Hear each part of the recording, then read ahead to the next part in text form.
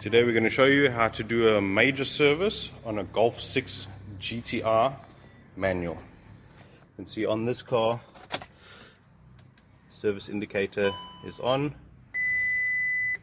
and it does have some other errors which we'll check with the diagnostic. So your first step is going to be obviously to open the bonnet.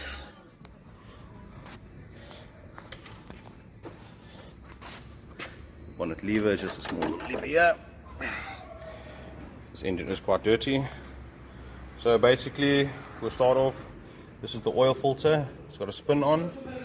This cover, it's just on with little rubber grommets. You can see, you can just pick it up. And these are the coil packs. You can see they've got these little plugs. See, these ones are already damaged. That's the most common thing. People break them off. See, all of them are broken. So what usually happens is that little clip in the front here is not holding properly. Then the guys force it and they break them.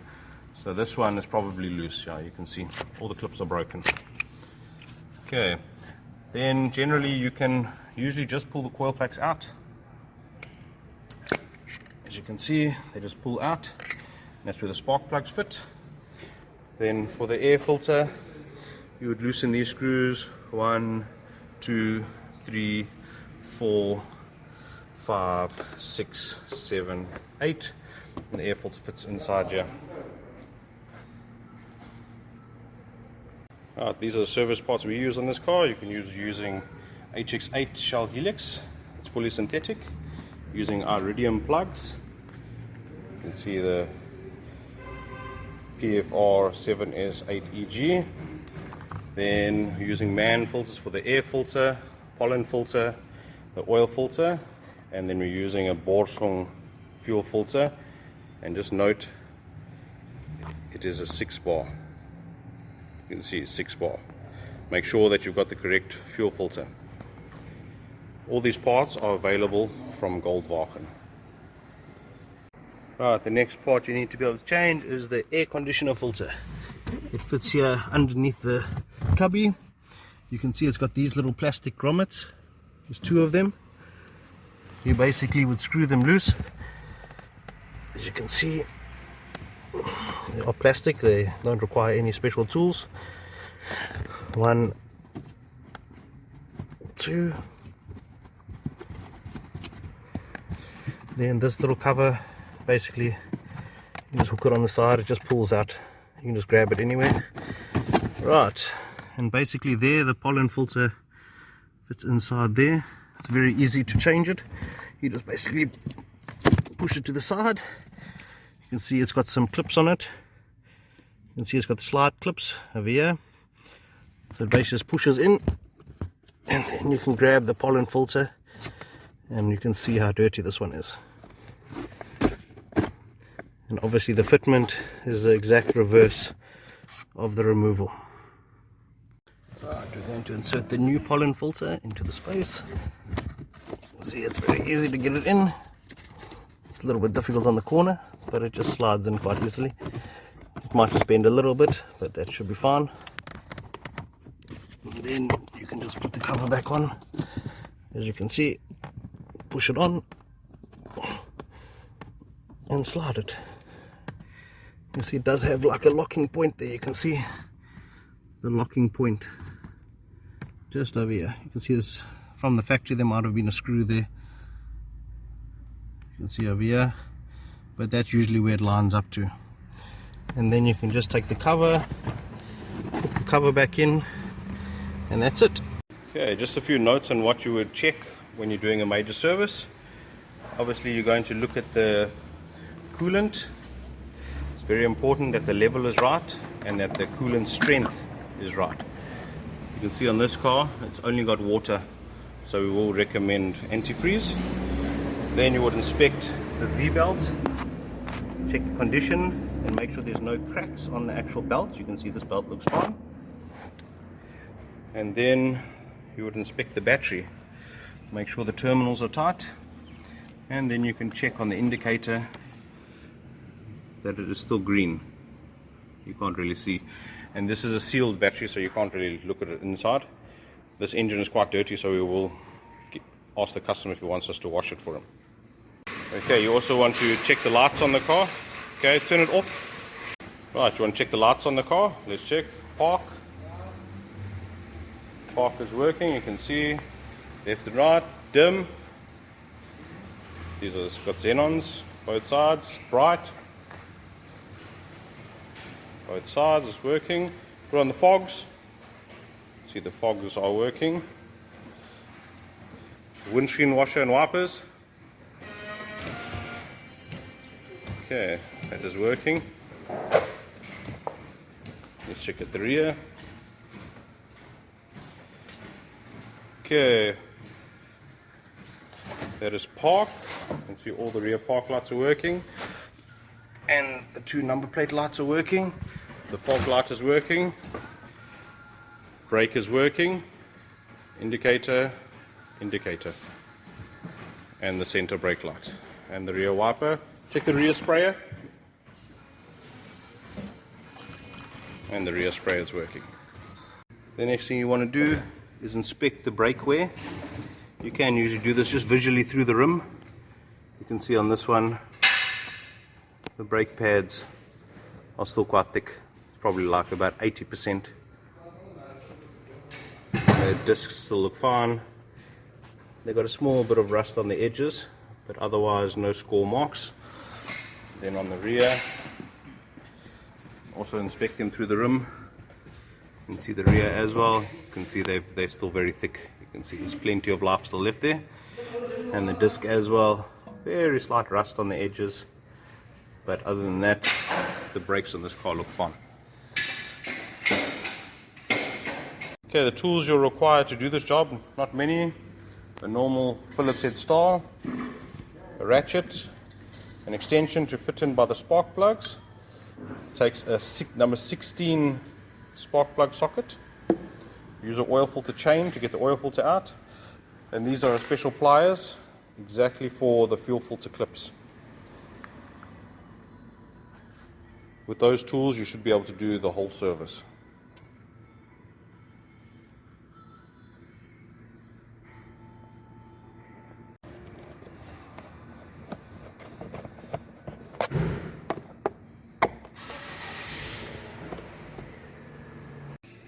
This is another tool that we actually made, just basically a bend screwdriver just to take out the coil packs.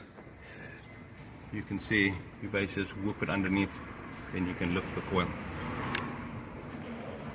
So it's basically just a screwdriver with a bent end just so it can hook on the V's. Okay, once all the screws are loose on the air filter, take the filter out there.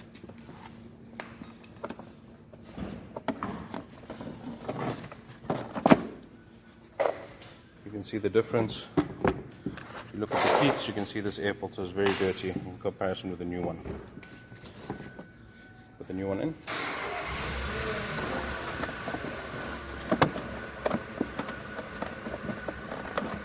And easy like that. And just tighten all the screws and that will be the fitment of the air filter.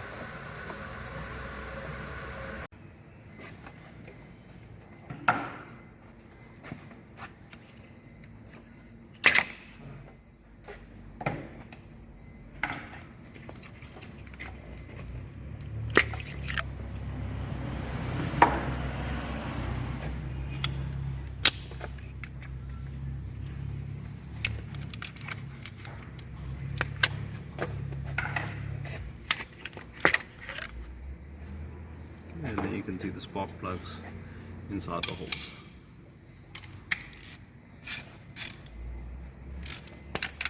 Okay, using your number 16 socket with your extension, you can remove your spark plugs. Okay, and you can see these spark plugs, they are quite old. Look at the tips, look at the new tip.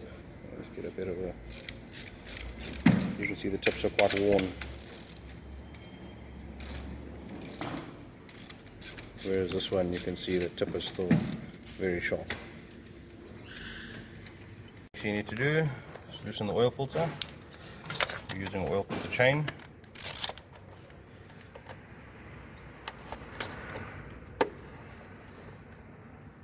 See, it is quite tight.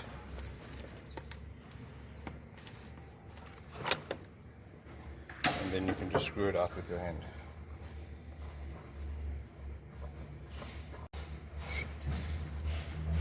Okay, let's just check. Sometimes the piece stays behind and then you see there's a lot of oil. You can see that little piece inside there. It's just a threaded bit. You can just turn it out. Usually it comes out with the filter, but you can see in this case it got stuck.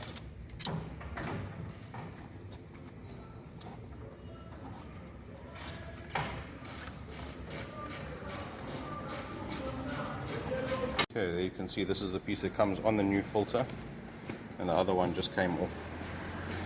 And just make sure when you're fitting the filter, you're going to take some oil and just lubricate the seal all the way around.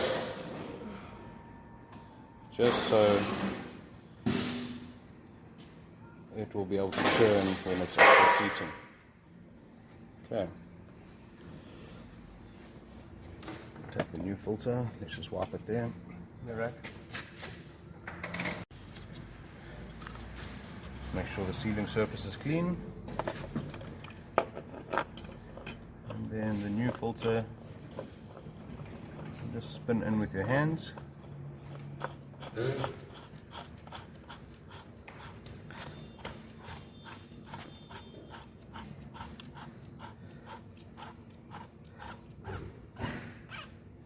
here it's starting to get tight. Okay, and you just basically turn it until it's hand tight. Right, now the oil filter is fitted. It's time to lift this car up. We are lucky that we have a lift to use, but you can just put on a jack stand and lift the car up.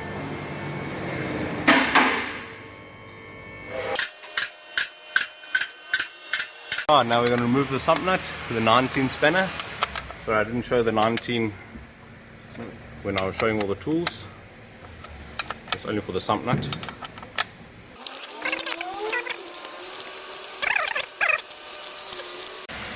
Okay. And then you can see we've got a pan to catch it. You also see the oil looks quite dirty here.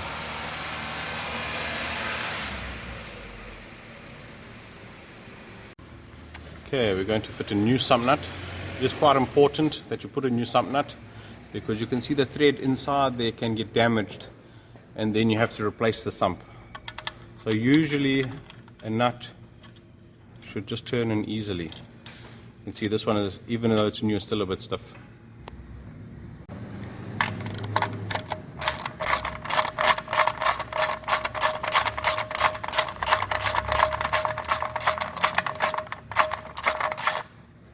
Okay, you can see it's tight, and you would just put probably about 40 Newton meters. You can feel it must just be tight, and then you can just wipe off the leftover oil so that you can make sure that there's no leak whatsoever. Alright, then you would use these special pliers that we have to press the buttons. You can see here, if you get it into its place, I don't know if you'll be able to see so nicely in there, but basically it presses the button. Just got to get it in properly. You can see there, if you just look inside there, you can see how it's pressing the button. Right, basically once you press the clip, you can see it pushes past that little securing ring, and then you can do that with the front pipe and the top pipe as well. One important thing to notice on these cars with these clips, you can see the inside of the pipe. It's got little O-rings inside, and this clip has to reset itself. It's very common on them that the clip doesn't return. You can see if you press it, and you see how it's moving. Now that is what actually holds the pipe on. So you can see this one is not returning. So usually we'd take a small screwdriver and just pry it open. You can see even on this one here, you can see the button must move. You can see it is moving. See? So if it doesn't move, you must make sure that it's pushed out. If you look on the top here, you can see the button must be pushed out. You can see if I press this one, it is moving. Generally you'll feel when you put the new filter on, it must clip. If it doesn't clip, there's a problem. You can see we fitted the new filter on. You want to make sure that the pipes clip. You'll see they'll pull off if they're not clipped properly. They are sometimes a bit difficult to get on.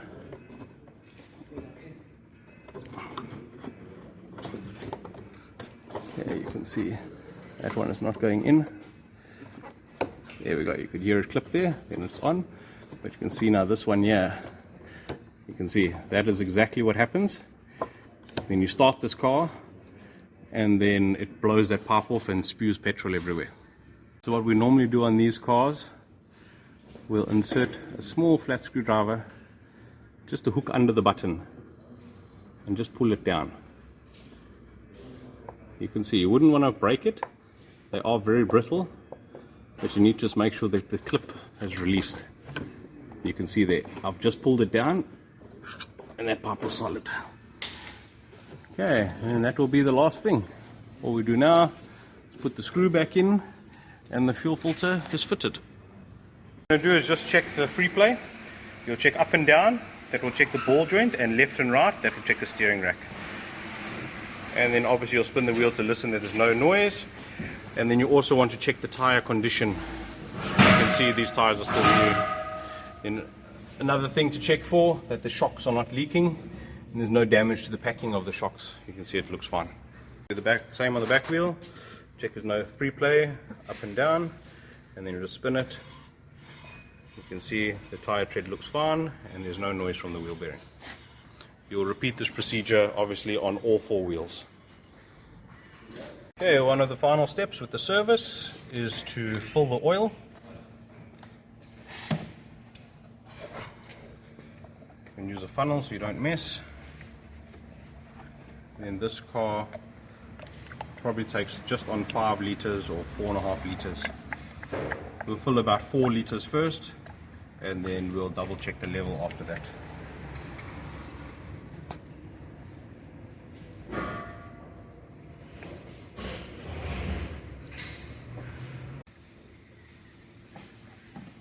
Alright, after you've filled the oil, let's start. This car has got some electronic issues which we'll still have a look at.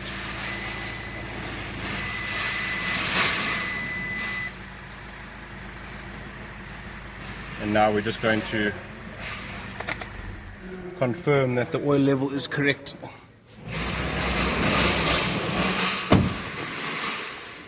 Can pull the dipstick out here so we can check the level.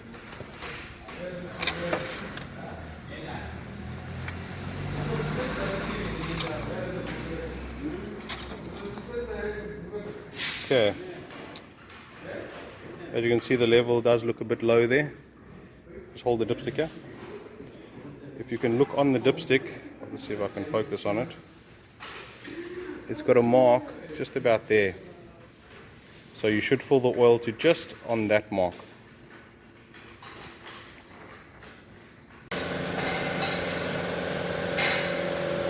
Alright, as you can see, the oil is just there on the mark. So that is on the correct level.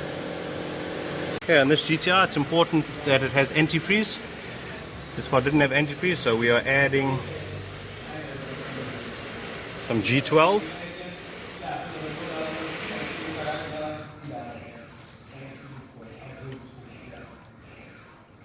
This ensures that the cooling system doesn't get corroded, as well as makes the water color so that you can see if it's leaking. You'll be able to see the color on the floor. If you look at the bottle, the mark does say it should be in line here, but we always do fill it a little bit over so you can see the water easily. But you can see now it has antifreeze in the cooling system.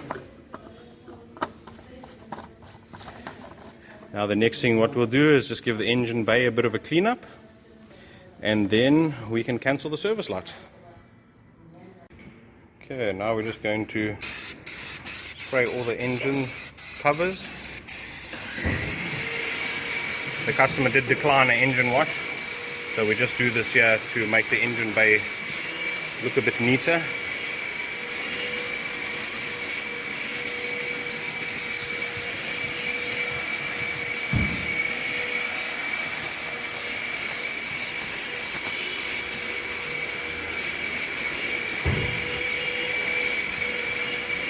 Okay, for that we use tool in a can. And you can see when it wipes off, it still stays black. Right, then the final thing to do on this GTI is to reset the service indicator. So you use the diagnostic, turn the key on. That window's a bit dirty. Okay, usually on these Golf 6 GTIs you can use the steering controls. If you go to the menu, you just got to scroll in the menus up and down here. As you can see, you can go down to service, then you can go info, you can see when it was supposed to be serviced, and then you can also reset it. But in our case, we are going to use VCDS, which has a very nice function. It's called SRR reset,